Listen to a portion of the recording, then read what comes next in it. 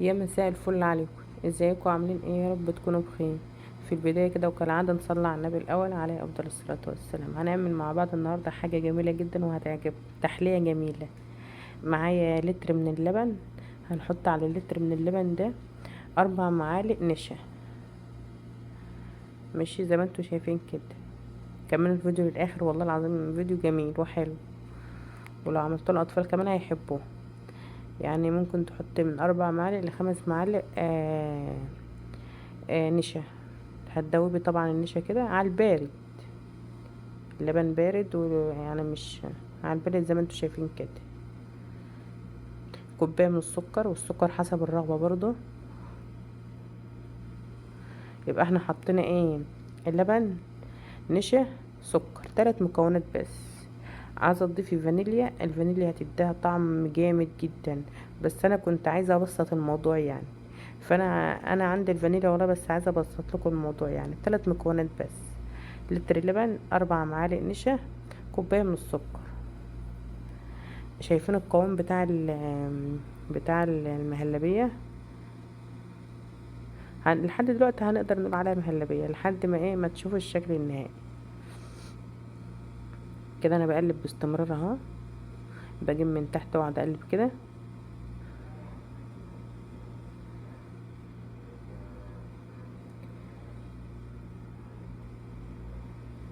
شايفين القوام؟ ما شاء الله كريمي وجميل جدا. ومكوناتها موجودة كلها في البيت. اللبن طبعا موجود في البيوت، في كل البيوت. النشا موجود، السكر موجود. يعني بأقل الامكانيات هتقدري تعملي احلى تحلية، وهتشوفها دلوقتي واطفالك هيحبوها وهيعشقوها كمان، كبار وصغار.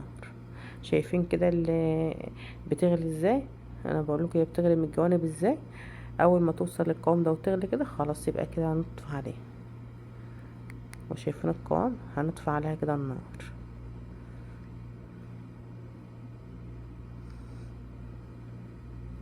ممكن تعملها بس طريقة الرز بلبن بس كده، اسفة المهلبية، بس لو عايز تعملها اعملها بالطريقة دي بس كده، بتبقى جميلة برضو وكريم وحلو. طبعا احنا هنصفي طبعا ايه الخليط ده معايا، عشان يبقى ناعم كده معايا وحلو، ما يكونش طبعا في ايه لان نشا على لبن كده هلاقي برضو تكتلات صغيرة كده. يبقى الاضمن ان احنا نصفيه. هتشوفوا في المصفى ايه اللي هيطلع في الاخر.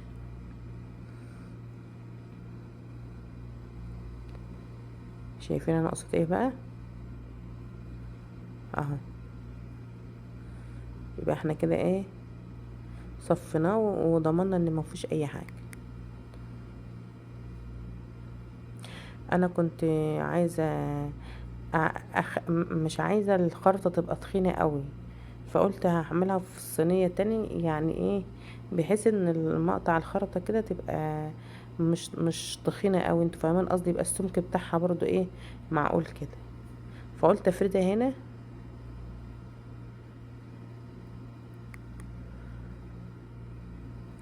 طبعا هنكرمل معانا سكر.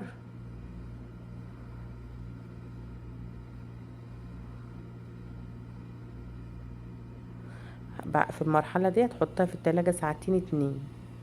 ساعتين اتنين مش هينفع تشتغل تحط ال السكر اللي انت كرملتيه عليه وهو بارد، هتبوظه كل اللي انت عملتيه.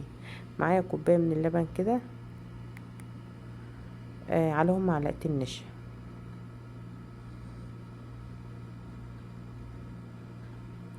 هنحط حوالي كوبايه سكر كده بالنظر كده، او عايزه تعايري كوبايه ماشي. اول ما يبتدي معايا لونه يبقى يعمل كده ويصفر، هنزل انا بايه، باللبن على النشا. طبعا هو اول ما هحطه هيتمسك معايا، بس مع التقليب المستمر هيفك. زي ما انتوا شايفين كده، مع التقليب المستمر هيفك. شوف بقلب بالراحه اهو.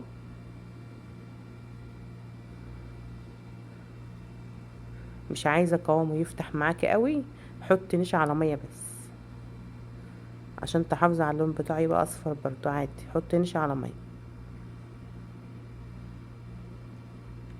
شوف انا بعمل اهو، بيبتدي اللون يقلب معايا باصفر ويسيح واحده واحده.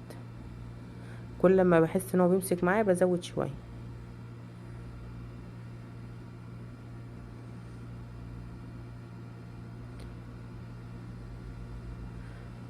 هو بيفك معايا بس ايه، واحده واحده كده. طبعا بكون مهديه النار.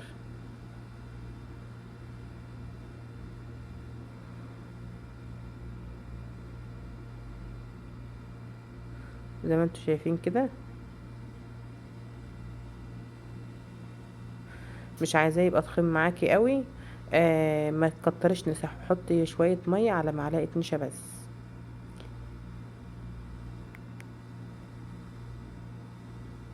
طبعا حطي بالمعلقه وافردها على طول عشان ما يمسكش منك، وده الشكل النهائي.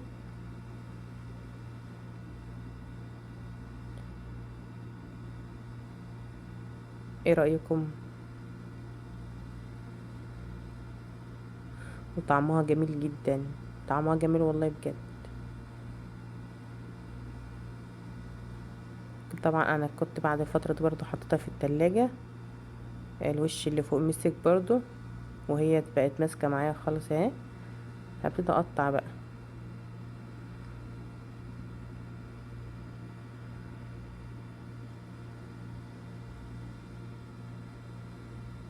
طبعا هي عامله زي الجيلي كده، فانت ايه، هتبتدي تتعاملي معاها بالراحه خالص عشان ما تبوظيش يعني الشكل يعني وكده.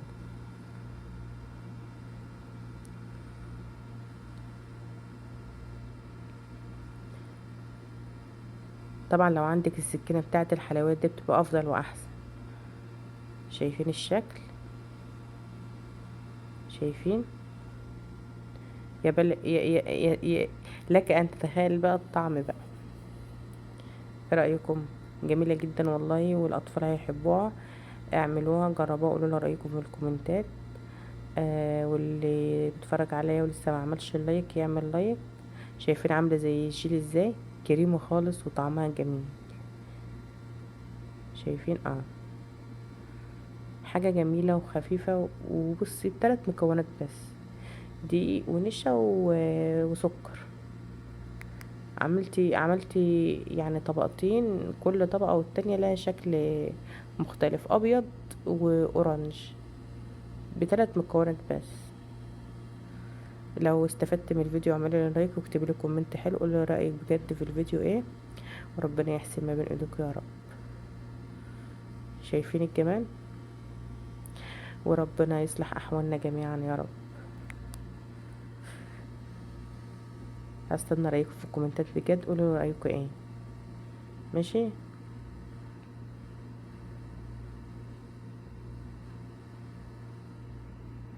شايفين؟ حاجه جميله والله وخفيفه وبثلاث مكونات بس، اقتصاديه جدا.